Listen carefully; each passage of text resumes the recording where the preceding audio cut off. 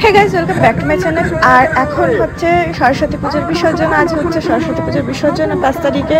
তো এর জন্য আমরা চলে গিয়েছিলাম ঠাকুর দেখতে, বিসর্জন দেখতে। আর যথারীতি আমাদের কৃষ্ণনগর মানে একটা ভিড়ের একটা শহর, মানে বিসর্জন মানে কৃষ্ণনগর একদম পুরো জমজমাট একটা মানে সিন আর কি। চারিদিকে মানুষের ভিড়, সে সরস্বতী পুজো হোক বা লক্ষ্মী পুজো হোক বা জগদ্ধাত্রী পুজো হোক, যে কোনো পুজোতেই একদম মানুষের উৎসাহের শেষ নেই আর আনন্দের শেষ নেই। আর সবাই এত মজা করে, মানে এই কটা দিন কাটায়। যে কোনো পুজো অনুষ্ঠান বলো না কেন, সবার মনে একটা আলাদা একখানা আনন্দ থাকে। তো একটা আলাদা লেভেলেরই আনন্দ থাকে। যাই হোক, তোমরা একটুখানি বিসর্জনটাও এনজয় করো। আমি আজকে বেশি কোনো কথা বলবো না, শুধু তোমাদেরকে বিসর্জন দেখাবো। তো প্রতিমা নিরঞ্জন হচ্ছে, সেইগুলো দেখাবো তোমাদের।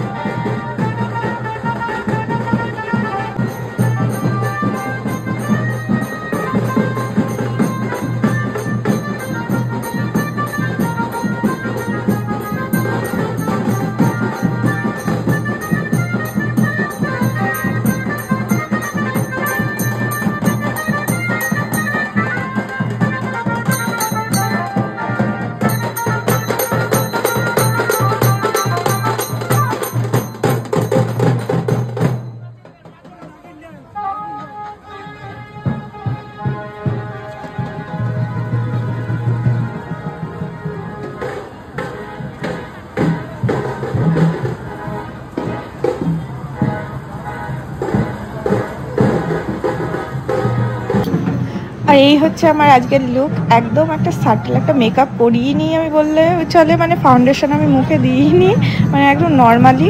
তো শাশ্বতর কী বলো তো, নর্মালি থাকলেই বেশি ভালো লাগে। ও বলে যে মেকআপ ছাড়াই থাকবে বেশি ভালো লাগবে। তো ওর জন্য আমি খুব একটা মেকআপ করি না, অকেশন পারপাস একটু করতেই হয়। আর এই দেখো পাপানকে দেখো ওখানে কীরকম নাচ করছে, দেখো ওখানে নেতাজি পাশে উঠে পড়েছে, ওখানে ও নাচ করতে শুরু করে দিয়েছে।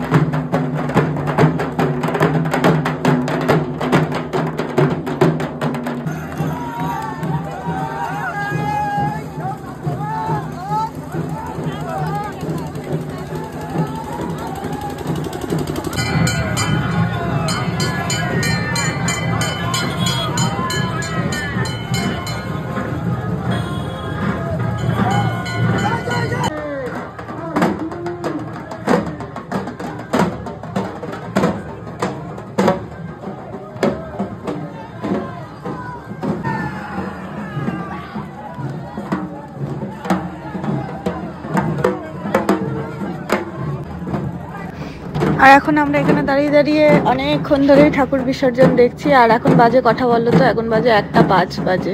এখন হচ্ছে মানে সবে কৃষ্ণনগর জমজমাট হয়েছে, এখনো অনেক দেরি। যাই হোক, তার মাঝে টুকটাক খাওয়া হয়ে গিয়েছে। আর এখানে বউবাজার বাড়ির একদম সামনেই দাঁড়িয়েছিল আর পাপান ওদিকে তুমুল নাচ করছে। তো চলো একবার পাপানকে তোমরা দেখে নাও। হ্যাঁ দেখো পাপান, দেখো কেমন মুখটা করে বসে আছে এখানে। বাবা, ও কি হয়েছিল কি জানি, মুখটা ওরকম করে বসেছিল, মানে দুঃখ দুঃখ মুখ করে কেমন করে একটা বসেছিল।